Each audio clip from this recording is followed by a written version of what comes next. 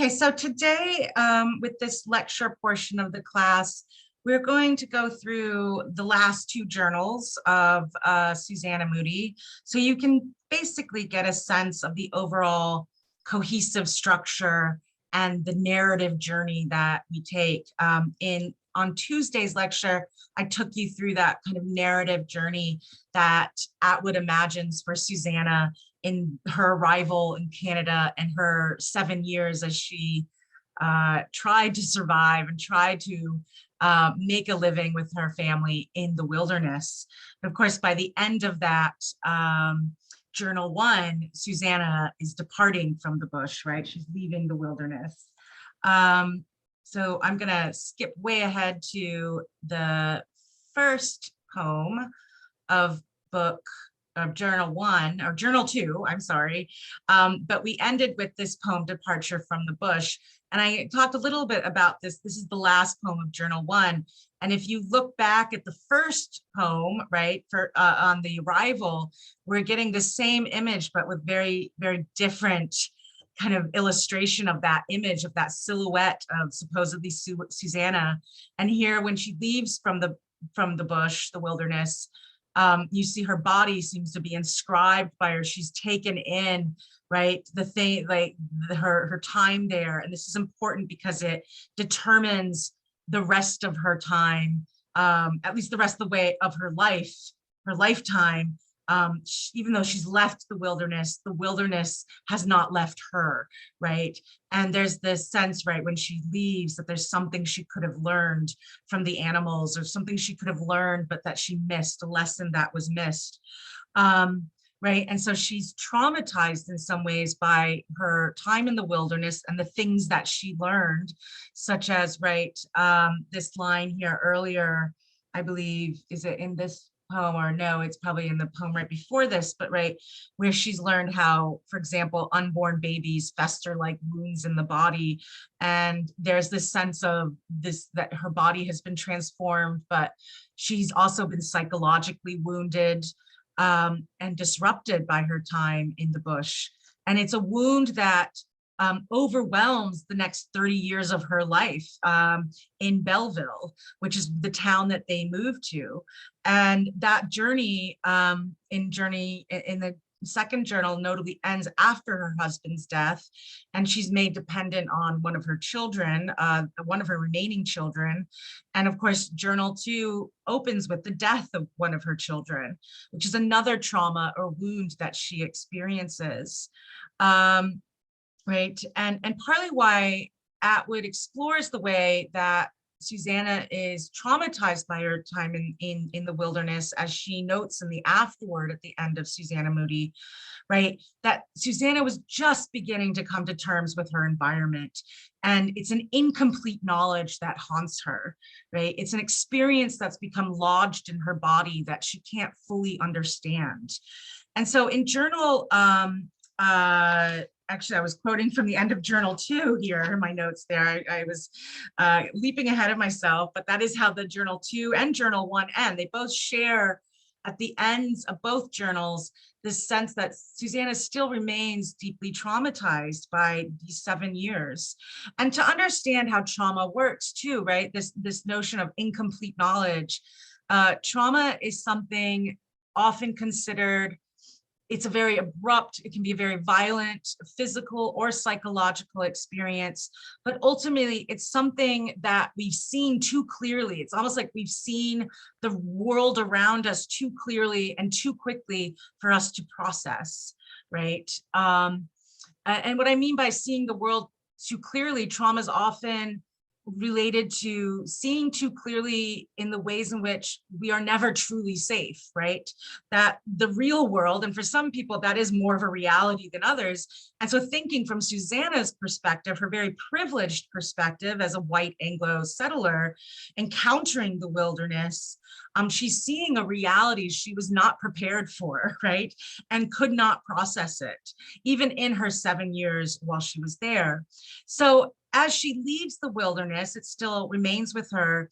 And the second journal is in fact mostly comprised of her memories and nightmares of her life in the bush as she tries to transition from that life back into a more kind of civilized life. And so Journal 2, in fact, covers about 30 years from 1840 to 1871 of Susanna Moodie's life, the historical figure of Susanna Moodie, and her years in Belleville. But this entire section is almost entirely focused on her traumatic memories and the way she's haunted by fear and pain and death and grief, which leads to her own sort of radical splitting of the self in the end, that kind of schizoid personality that Atwood diagnoses as part of the literary national identity. But in Journal 2, the best way of sort of understanding how this is structured in its, because it tells less of a kind of chronological narrative, the way that the first journal tells, right, from Susanna's arrival to departure from the bush. But here, Atwood takes another kind of approach of thinking about poetic genre, right? The poem, I mean, the journal includes 2 elegies, and these elegies are poems of mourning and elegizing the deaths of her children, right? And then we get 3 sketches, which I'll briefly go through, sketches of colonial life. And then what really overwhelms this section are the 3 dream poems, right? That are nightmares or memories of being in the wilderness. And it ends with a kind of self-portrait before we move on into the last part of Susanna's life. But these 2 elegies, Death of a Young Son by Drowning opens Journal 2. And this is a poem that's often anthologized outside of Susanna Moodie. And sometimes readers don't recognize that this voice, because when it's included in a collection outside of Susanna Moodie's narrative, you might not recognize that this is being told by Susanna's voice, right, through her experience. And a lot of times readers will mistakenly believe this is a poem that's about Atwood's own experience or loss or grief of losing a child. And first of all, that's a kind of mistake readers can often make when reading poetry, is that we confuse the I of the poem with the author or the poet. But I also think it really speaks to the way that Atwood dives deep, and I'm using a pun here, right? The diving, the drowning. She dives so deeply into Susanna's perspective, and in many ways, writes such an effective, empathetic recounting of Susanna's experiences. But here in Death of a Young Drowning, it's really linked to not only Susanna's identity as a mother, but as her identity as a settler, right? The trauma of her son drowning, I mean, first we read through some of the imagery here, the natural imagery, and that goes for all of the poems and the ways that Atwood weaves in very sort of visual, sensory, natural imagery, right, throughout Susanna's voice. But this natural imagery, of course, links Susanna's own body, her body as a mother, to nature, right? And in many ways, though, the loss of her children, especially the loss of her son here, is equated to a loss of her own self, right? And her own identity. And not just her identity as a mother, but her identity as a settler within this country, right? And the journey here could not just be the journey of her son's birth and the journey of her son's life, but the journey that she herself made overseas, right, from England to Canada. And as she says right here, after the long trip, I was tired of waves. My foot hit rock, the dreamed sails collapsed, ragged, right? Like all her dreams of settling and having a life in the new world are collapsed, are shown to be flimsy, right? And as she ends, I planted him in this country like a flag, right? She planted her children in this country in the way of staking her own identity and claims on the land through her children rather than herself. And so with the death of her child, she feels she has nothing to show, right? Only a kind of edifice, as she says later in the later poem about the death of another child on page 41 in our book, right? That she has nothing to show, only an edifice of her composite self, this crumbling hovel, the crumbling hovel being the crumbling of her own aged body. So you could do a sort of really interesting close reading comparison between those two elegy poems about sort of the death of a young son. We imagine the death, right, by nature even, right? Nature kills her child. So she personifies nature that way. But if as a young son, we imagine this is Susanna as a young mother. And then we get later in the journal to a death of a grown child when Susanna herself is an old woman, right? And so as an old mother, and how that experience of loss and grief of a child is very different as a younger mother as opposed to an older woman, but in some ways how she links the two together. So those are things to think about in reading those two elegy poems. And then we get 3 sketches, and the 3 sketches, I call them sketches because they're like sketches of different groups and people and peoples and events during the 30 years when she lived in Belleville. And all of them linked to different aspects of colonialism and settler politics. But they're interspersed, of course, these sketches of her life in town and civilization are interspersed with the dream or nightmare poems that she's still sort of inflicted by. So I'm going to kind of skip back and forth here between some of these PowerPoint pages, but the 3 sketches first comprise of the immigrants, right?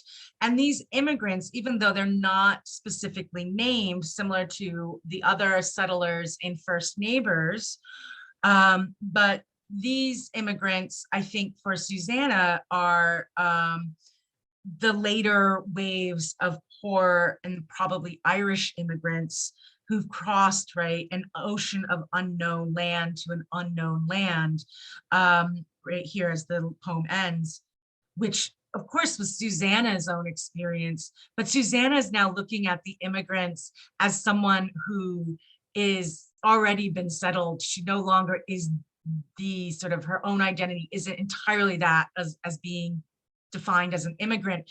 And she's looking at these immigrants as different, those who are too poor, those who come to this country with dreams, and Susanna is reminded perhaps implicitly of her own dreams that were shattered, right? From her years of being in the wilderness. So, but what Atwood is marking here in this poem is the successive waves of immigration to Canada. And as we know, why I'm assuming it's the wave of Irish immigrants, because this is after she settled in Belleville, and the Irish immigrant wave was markedly took place in the years between like the 1840s and 1860s, because what was happening in Ireland at that time was the Great Irish Famine. And the Irish as immigrants, later immigrants after the Anglos and the Scots immigrants, were viewed by the earlier immigrants as sort of a lower class, right? And Atwood returns to this in her longer novel, Alias Grace, where the main character, Grace Marks, who is based on another historical figure that we in fact encounter here in the Journals of Susanna Moodie, and I'll bring that up to you. In fact, it's in the next, it's in Journal 3, where Atwood has a much longer novel through the perspective of a young Irish immigrant who was a whole other story. I don't want to get sidetracked by Grace, but in Alias Grace, if you've seen the miniseries, it's based on a real woman young woman who was accused of murder. And Atwood tries to unravel this historical mystery of whether Grace Marks was in fact guilty of murdering her employer. And so, right, but this is, of course, another nod to this theme of immigration and colonial and settler colonialism, right? That like Susanna, these immigrants come to this unknown land, and it's unknown, first of all, because it never has belonged to them. They've come to, and this is the larger sort of post-colonial critique, they've come to this land, right, to inherit a place that is not theirs, partly because, of course, they are not a part of the wave of first settlers, but always underlying that it's not theirs because they are not the First Nations. They are not the original inhabitants of this place, who are disinherited, right? And this is going to return, in fact, in the very last poem of Susanna Moodie, of this collection, of this question of to whom does this place really belong to? And that's tied up in notions of how we view nature, and nature as something we can own, or as nature as something that makes us feel displaced and alienated. So Susanna here, to sort of move on, right? She sees herself in these immigrants when she first arrived, but at the same time, just like when she first arrived, still wants to remain distant or separate from these immigrants.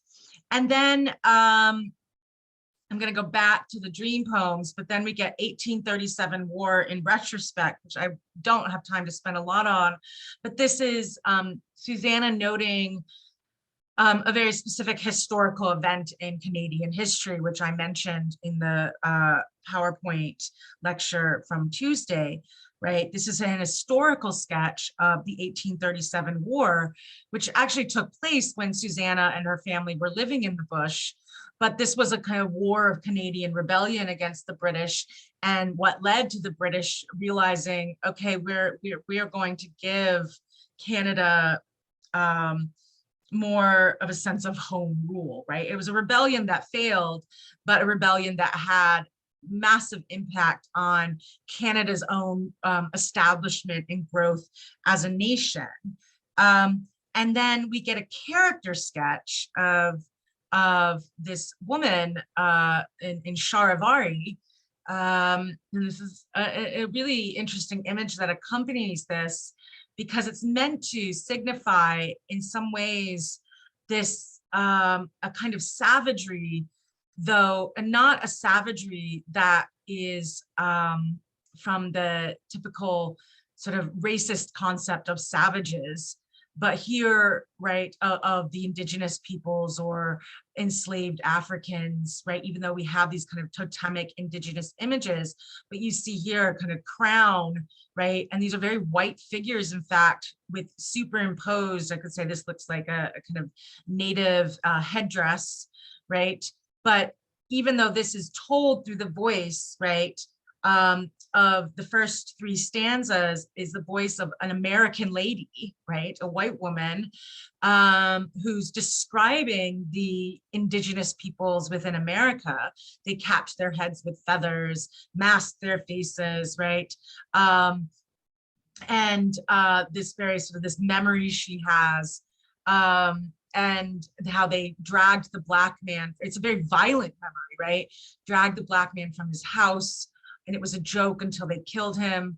I don't know what happened to the white bride. So here we have an American lady who I believe, right, is describing a scene of an interracial marriage, right, between a white bride and a black man. And the American lady here is recounting this, something that to Susanna, adding she thought it was a disgraceful piece of business, finished her tea, right? The tea is being the quintessential sign of civilization, of course, English culture, and sort of just writing this off. And then we get this parenthetical, which Atwood sort of writes often these parenthetical stanzas, note, and it's almost like Susanna making a note to herself, but Atwood perhaps maybe injecting her own voice as a critique, right, of the white settler racist history here, right? And note, never pretend this isn't part of the soil also, right? Tea drinkers and inadvertent victims and murderers, right? When we come this way again in other forms, take care to look behind the so-called white face of civilization, right? That we need to resist this, and the ways that white settlers exoticized or represented the indigenous peoples and the enslaved Africans as the savages. And here this poem, I think, right, Atwood is pointing out the inhumanity of the white settlers rather than the indigenous peoples, right? The inhumanity described in this scene, right, of the white settlers who are perhaps the true savages in their violence toward enslaved peoples and indigenous peoples. And it's a moment again where Susanna or Atwood is reminding us of this realization of that the beast, the savage, the animals, right, the wildness that is dark and dangerous is in fact within the white settlers. That it is something, it is because it's part of the soil, right? Never pretend this isn't part of the soil, but it's also, it's not something that's part of the soil. It's something that the settlers bring with them, right? This savagery. So it's the kind of underlying irony of settler colonialism, that this belief that the white settlers came to this new world to civilize and domesticate it and to enlighten the indigenous peoples. And yet what they also brought, more so than that, was a history, centuries of violence and displacement towards the very people that they claimed that they were civilizing. And so these sketches here, right, are meant to encapsulate both the sort of violent displacements that occur through the immigration, history of immigration, through the settling and violent wars against the indigenous peoples, and as well in that middle one, the 1837 war, you know, Canadians at war with themselves, their own. The 1837 war is kind of often thought of as Canada's own civil war, right? So it was Canadians against Canadians, similar to the American Revolutionary War, right? It was loyalists to the British Crown, the British Empire, as opposed to in conflict with those who wanted independence. And typically those who led the independence faction of the 1837 war were the Scots settlers and some English settlers, but primarily the Scots settlers. So those are the sketches. And then if we sort of backtrack here to the dream poems, the dream one, which I'm sorry, the print is not legible, but the bush garden, right, which I think this image captures perfectly the line, right, in this poem. It's this garden, and the gardens we think of as this sort of effort to domesticate the land, but this garden that's she's planting in the bush, in the wilderness, where she says anything planted would come up blood, right? Which she links to the deaths of her children and repeated traumas of loss, where things that should have grown and thrived, Susanna only finds disaster, right? So that this dream of some fertile land that they can claim is only one of violence and infertility and death and loss. And that, of course, is a larger metaphor for the whole project or enterprise of colonialism. And then the second dream, Brian, the Still Hunter, this is another poem from Susanna Moodie, from the book that's often anthologized separately. But here, right, we explore another figure. It's still a kind of sketch of Brian, the Still Hunter, but it's a dream poem where Susanna is remembering a man that she encountered, another settler, when she was in the bush, but Brian, the Still Hunter, as being someone who became sort of far more immersed in the wilderness and in fact, perhaps swallowed up by it. And so this second dream is about this hunter who often visited Susanna at her house when they lived in the bush. And yet right here, it describes the wilderness as a place of madness, right? This sense that Brian the hunter became what was called bushed, right? Bushed meaning overtaken by the wilderness, and bushed as was this colloquialism that referred to how the wilderness would turn the white settlers, if they became too much like the indigenous peoples or became too immersed in the wildness of the landscape, would become sort of mad or insane. And right, and here it ends, right, she remembers how he had, I can't find it exactly, how he once tried to cut his own throat, right? Which is supposed to be this indicator of his own insanity. But this also, this poem links to, right, that fear that many of the white settlers had of becoming too native or becoming too savage, right, because of the influence of the wilderness. And right, it links Brian to what is a very sort of famous, but in Canadian folklore and indigenous folklore, of the Wendigo myth, right? The Wendigo is originally, I believe, an Ojibwa folklore figure, but also we find in different First Nations cultures as well. The Wendigo is a kind of shapeshifter, a cannibalistic shapeshifter, and indicates a desire to lose one's humanity, or one who has lost their own humanity, right? But often we find, and Atwood writes about this in Survival, and also another nonfiction book called Strange Things, how many white settlers appropriated the Wendigo myth, right, to indicate sort of white people being infected by the savagery or the perceived savagery of the wilderness, right? And eventually, right, Brian the Still Hunter has become so one with the wilderness, he desires to become, right, one with the animals that he kills. And eventually he just completely vanishes, right? As Susanna says, when I woke, I remembered he'd been gone 20 years and no one had heard from him. So he sort of just vanishes into the wilderness, losing his humanity in the process, at least as Susanna dreams. And then that links to the third dream, where she remembers a scene, right? It's a nightmare, but also a memory of a night when a bear came onto their property, and how it frightened the cattle. And so you have also even this kind of juxtaposition between the wild bear and the domesticated cattle, right? And the bear, this memory, right? It's a memory, as she says, the surface of her mind keeps only as anecdote. Like, she doesn't even want to remember the reality of this because it's such a repressed fear. It was such a nightmare, not just for the cattle, but for Susanna, right? Her own sort of domesticated little plot of land being invaded by a bear. And as we know, bears are just going to wander where they wander.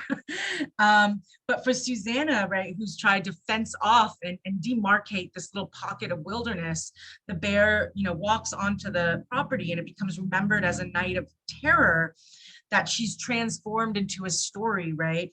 But she remembers, like, it is real, it's heavier than real, and the bear absorbs all terror. And the bear also represents another nod to, a very subtle nod to indigenous cultures, right? The bear as a totemic figure, a primitive totem, and a reminder to Susanna that the house or civilization is never truly safe. So that links back to the Two Fires poem, right? Where she realizes they're not safe, no, right? When the fire burns down, the summer fire burns down their house, or when the winter fire, their house is burned and they're sort of kicked out into the wilderness. And so that there's these constant reminders that even what we think is safe, those borders are permeable. We can't keep the wilderness out. And then that leads into the last poem. Well, we have the deaths of the children, the other, right, of the other children, as when she's older. And though this last poem in the second journal, The Double Voice, right, is a self-portrait, right? And here now, you know, we imagine this is Susanna shifting into old age, the last part of her life, and reflecting on, after all her time in the wilderness and in her time as a settler in the towns, she now has two selves, two voices that took turns using my eyes. And so this further grounds the journals into these themes of language and vision and these oppositional dualisms or binaries that Susanna has internalized, right? She's internalized these two opposing kinds of knowledge and experience, right? Between the civilized world and the wilderness. These tensions between domesticated time marked by cyclical time of time passing and progressing, but the cyclical time of nature, right? And it's presented in very grotesque terms in the sense, right? This other knowledge she gained from nature and being in the wilderness, right? That there is, right, that pigs are pigs but must be eaten, and that unborn babies fester in the body, and that there's nothing to be done about the mosquitoes. And then here, the other where she found a dead dog, jubilant with maggots, half buried among the sweet pea, so death infecting her own garden. And so again, this natural imagery, which is used to speak, right, this different kind of knowledge or reality that she's come to learn, right, where civilization seems to be stripped away, manners are stripped away. And so again, like I said, she's traumatized by this knowledge, continuing on into later in her life. And that brings us to the third and final journal, which is the rest of Susanna's life when she moved to Toronto. And it sort of covers a very brief amount of time from 1871 to 1969. No, actually, that's a very long amount of time. I was misreading this. But the journal 3 covers 1871, the end of Susanna's life, and then goes beyond her death into the contemporary Atwood's present when she was writing this collection of 1969. So, right, we follow the rest of her life in Toronto, and then Susanna's voice becomes this ghostly or spectral voice haunting our own present. So the first 5 poems, you know, are really about that process of aging and dying. She's no longer active in this poem later in Belleville, her career when she's become a kind of celebrated writer. But it's after her career, and she says that she's recognizing she spends all her days, I sit on a stuffed sofa, and there's really nothing to do. It's if like there is no use for art when one no longer has to survive, right? Which is tied to Atwood's own arguments about Canadian literature being driven by this theme of survival, because right, art only serves a purpose as a mode of survival. And she's no longer, there's nothing left to survive. I mean, she is literally at the end of her life. But then we shift into this portrait of herself, this daguerreotype taken in old age, this which we get the actual photograph of her at the beginning and end of of Charles Proctor's illustrations. But this photo of herself as an old woman, right? She's changed, and her face resembles sort of different geological features like pocked ravines and craters and the granular moon. And then the following poem indicates a kind of acceptance of this, right, of her own metamorphosis, but not only into just an old woman, but we begin to see here Susanna is starting to accept the way she is embedded in the earth, right? And that she's starting to look forward to her death when she says she will be dipped into the earth, right? And regain a kind of youth and beauty, imagining herself as a creature that will prowl and slink in crystal darkness among the stalactite roots, with new formed plumage, now uncorroded, unaged, because she's going back into this cycle of becoming part of the earth, right? That death will transform her into something beautiful. But before we get to her death, we then go back sort of this time again. I'm sorry, you can't really read the script here, but this poem, it recounts Susanna visiting the Toronto Asylum, which is very newly founded. And it also then is another sort of noting the duality of tame versus savage women, but amongst white women, right? The Toronto Asylum was this supposed to be this sign of reform, prison reform, and was there to sort of benevolently treat the criminally insane, or this, or as well as the clinically insane.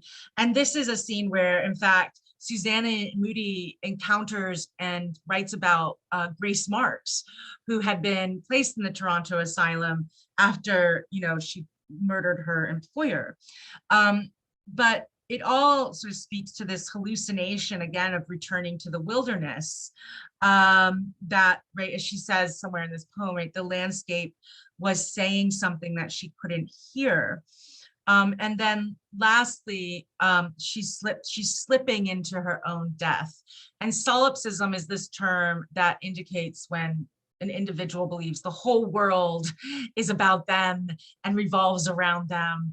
And so Susanna sees her own death as this central event, right? She's slipping into her death. And yet there are these two competing voices still, right? The split within her. You have one voice here and one voice here, which is shown typographically, right? And so these voices are competing within her while she's lying in the bed, being regretting herself and wondering, of course, solipsistically, how will the world ever go on without her? Which of course is probably a realization that many of us might have when we're dying, right? Because the world will go on without us, but of course, ourselves are no longer going to go on. And it's hard for us to imagine a world without ourselves in it, right? And she wonders, where will the world be located without her? And here at the very end of her life, as she's dying, she seems to finally be at home, claiming Canada as her place, but she can only do this in death, right? Right, she says, what will they do now that all depending on me disappears? Where will be Belleville, Kingston, which is another town she lived in? Where will Toronto be, right? The fields I held between the lake boats. It's like she's really, and this, of course, this imagery echoes and mirrors the drowning poem of her son. But that then shifts into, right, what Atwood claims or imagines of Susanna at the end of her life, as she says in the afterword, that she finally accepts the reality of the country that she's in, and also the inescapable doubleness of her own vision. And then we have in the last four remaining poems, Susanna no longer in the world, dead, but still speaking from the underground. And the underground is a rich metaphor, source of imagery that Atwood explores in much of her poetry and her novels, right? But in the first underground poem, it's immediately after Susanna's death, right? Reflecting on, when I first reached this country, I hated it and I hated it more each year, reflecting on the country of Canada, of course. But the first one, right, she's ruminating on those shifting attitudes she had toward this country, which she both loved and hated, and which made her mind see double as both belonging and as both alien. And so this kind of brings in this ambivalence Susanna has expressed throughout each of the poems, right? That ambivalence that's emblematic of the immigrant journey, but particularly, right, white settlers in Canada and their relationship to the North and to the indigenous peoples, right? That it's a land of plenty, rich with resources and economic wealth and power, which of course the white settlers exploited to no end, right? And yet it is still, as she comments here in the poem, no place for, at the end, it's no place for an English gentleman, right? In the sense that the wilderness is still there, and the English don't belong. But it's also, right, no matter how much the English try to bring their civilization, it still remains a place on its own terms that can't be entirely civilized, right? That there's something about the wilderness that, at least in Susanna's perspective, ironically, as she's buried in the earth, that is still sort of separate and different, between like this difference between humans and nature that Susanna is still grappling with even in death. And her other sort of poem of thoughts from underground, right, alternate thoughts, is Susanna's spectral voice now a century later, right? So the first one is just immediately after her death, and then we've sort of skipped over 100 years and Susanna's still speaking from the grave, and yet it's in the 20th century, right? Where she's talking about the modernity of glass and steel, the urban sprawl as a new kind of invader, right? And this itself is awakening her from her long sleep of death with nightmares and herself longing for a kind of apocalypse, right? That will topple this glass pride, fireless, riveted Babylon. Right, that is referenced here, or I think in the next poem. It's hard for me to see the script, but right, that this is, she's suddenly awoken to this contemporary 20th century world that is completely different from the one she knew, and it bulldozes away her past, as she mentions, or as Atwood mentions in the afterword, where shelter was wood, fire was terror, and sacred. Excuse me. But that world, like the earlier prehistoric world of dinosaurs, I apologize, I talk too much and then I get tickles in my throat, which means I need to wrap this up soon. But right, this world of the giant reptiles that went extinct is going to become extinct again, and perhaps because it will be done under by climate, right? Climate change. Sorry. So we have these last two poems of resurrection and vision, where it's ultimately Susanna realizes, you know, that she can finally see.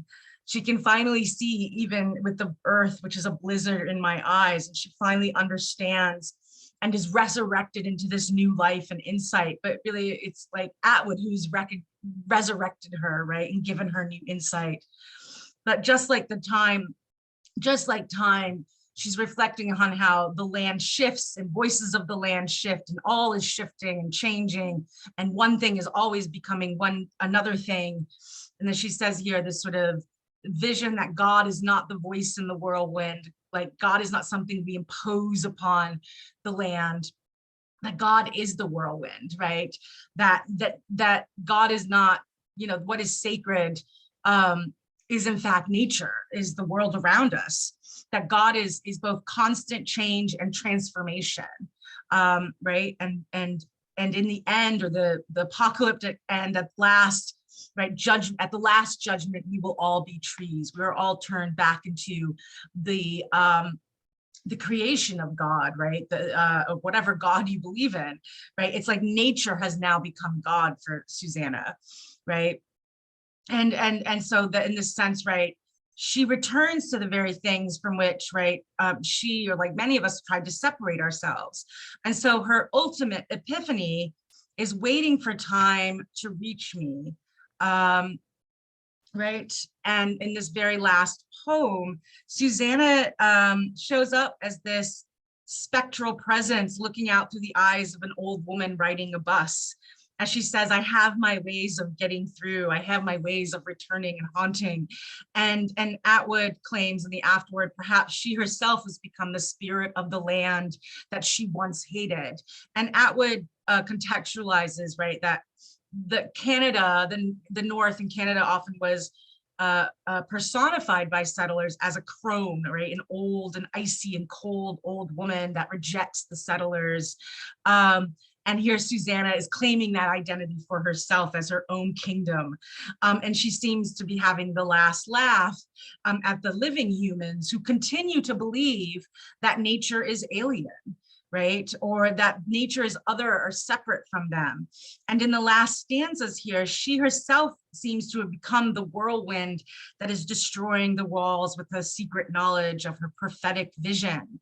And that vision that Atwood leaves us with is that, right, that the outside will always exist within. We cannot separate ourselves from the outside. The wilderness is always there if we're willing to see it. As she says, turn, look down, there is no city. There is the center of a forest. Your place is empty. And in this sense, through the journey of the journals, we've moved backwards in time, back to a kind of primeval forest before urban sprawl and pollution, right? And environmental devastation. right, before the invasion of the settlers. And yet also we need to recall that Atwood reminds us in other works that for the natives or First Nations, the land was not empty, right? Settlers came thinking the land was empty of, civilization. And the land was full. The land was not a place, at least through the view of the First Nations, to be settled. That in many ways, the place is full, right? And that we've claimed the place that the settlers have claimed, and those of us who are sort of beneficiaries of white colonial settler histories, right, that this land that we've claimed, right, is empty. Our claim is empty and devoid of lasting power. And so we can read this as a kind of temporal loop, right? And I'm going to bring some sort of, here's the present. Here's a present Canada destroyed by colonialism and resource extraction, right? That we are, as Atwood is commenting here, right? We're destroying the environment, which will ultimately mean our own destruction and extinction, right? The place will be empty of us, empty of life. Or another angle, right, is to think of that this place is not ours on a kind of, maybe in some level, a human scale, right? That we don't own or possess the land, but we have to view ourselves as part of the land, not separate or above it, right? And that only by shifting our view of our place in the world will we be able to survive it, right? By viewing ourselves above or separate from nature, that has led, this history of settler colonialism and capitalism and consumption to destroy the very sort of land that we rely on for our survival. And these are images of massive deforestation in Canada. And of course, here is the effects of, I believe this is the Alberta tar sands, which is these oil sand fields that have just massively devastated life in huge swaths of land. And Atwood critiques these in other parts of her writing. But lastly, to wrap this up, right, if you, as I say, make sure you read the afterword, because here it's Atwood's kind of own historical notes, how the poem themselves were generated from a dream that she had about Susanna, in which she was watching an opera that she had written about Susanna Moodie. And ironically, Susanna Moodie was turned into an opera. So it's like Atwood is really sort of psychologically, artistically become herself drowned in this and engaged with artistically this figure of Susanna Moodie as representative of not only Atwood's own work and engagement with Canadian literature, but the whole history of Canadian literature. And she realized that, she said, the more she read, then began reading Susanna's works, she reflected that many of her own obsessions are still with us, especially the ways in which the national mental illness of Canada is paranoid schizophrenia, a division within the self and its sense of place. And I'll end with Atwood's words, as we go back to the beginning, when these are Atwood's words opening Susanna Moodie. In the afterword, Atwood comments, right, that we are all immigrants to this place, even if we were born here. The country is too big for anyone to inhabit completely, and in the parts unknown to us, we move in fear, exiles, and invaders. The country is something that must be chosen. It is so easy to leave, and if we do choose it, we are still choosing a violent duality. And now I would still say the we that Atwood is using here is a we that encompasses white settler colonial beneficiaries, meaning those of us in the present who, even if we were born here and our families have been here for generations, right? And I'm thinking very much, and I'm including myself in that we, as someone who benefited from my own sort of Anglo-Irish immigrant settler family members from the 18th century.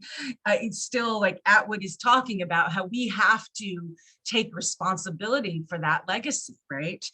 That we are not removed from that. And that I end on that because that's going to be the major theme that we then explore next week in the two short stories, Death by Landscape and Wilderness Tips. So think about that as you're also reading those stories. Okay, so that's the end of this lecture.